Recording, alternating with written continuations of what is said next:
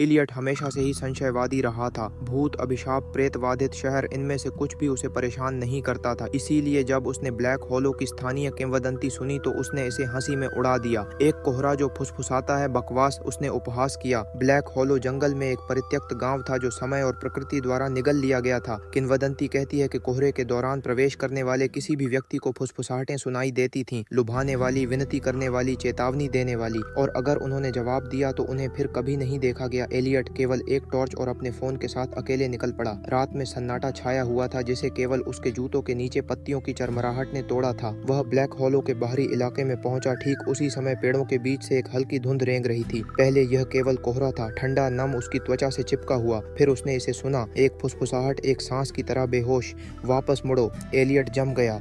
उसकी नब्ज तेज हो गई, लेकिन उसने जोर से हंसते हुए कहा, बहुत बढ़िया, मेरा दिमाग मेरे साथ चालें चल रहा है, कृपया छोड़ो। आवाज़ करीब थी। एक महिला की आवाज़ डर से कांप रही थी। उसकी सांस अटक गई।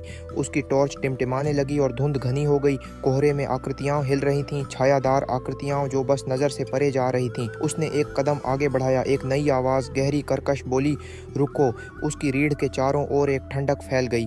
कौन है वहाँ? उसने पुकारा, तुरंत पछताया। कोहरा आगे बढ़ा, उसे पकड़ने वाले हाथों की तरह लपेट लिया। फुसफुसाहट उन्माद में बदल गई। विनती, हंसी, रोना, आवाज़ों का एक कोरस, ओवरलैपिंग, भारी। भागो, रुको, हमारी मदद करो, हमारे साथ आओ।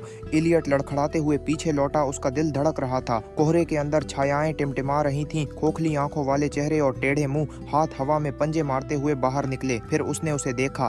फटी हुई पोशाक में एक महिला ठीक सामने खड़ी थी। उसकी आंखें भय से चौड़ी हो गई थीं। मत सुनो, उसने मुंह से कहा, जवाब मत दो। कोहरा थोड़ा सा छोटा और इलियट ने उसके पीछे एक आकृति देखी, एक राक्षसी सिलहूट, लंबा और कंकाल, जिसकी मुस्कान अस्वाभाविक रूप से चौड़ी हो रही थी। फुसफुसाहट एक बहरा कर देने वाली चीख में बदल गई। छाया के उसके ऊपर मंडराते ही महिला की आंखों में आंसू भर आए। एक हताश चीख के साथ उसे कोहरे में घसीटा गया। इलियट भाग गया। कोहरे ने उसका पीछा किया। उसके पैरों के चारों ओर रेंगने वाले तने, आवाजें, उसके नाम की चीखें उसकी खोपड़ी के अंदर गूंज रही थीं। वह लड़खड़ा गया, मिट्टी में जा गिरा। ठंडे हाथों ने उसके टखनों को जकड़ लिया। रुको, उसने लात मारी। अपने पैरों पर खड़ा हुआ। वह अंधाधुंध दौड़ता हुआ आगे बढ़ रहा था। तभी पेड़ धुंधले हो गए। फुसफुसाहटें फीकी पड़ गईं। कोहरा छंट गया। अचानक वह जंगल से बाहर निकल आया। रात शांत थी। वह कांपते हुए सांस लेने के लिए हांफने लगा। वह पीछे मुड़ा। पेड़ों के किनारे धुंध घूम रही थी, देख रही थी, और फिर उसने आखिरी बार फुसफुसाया,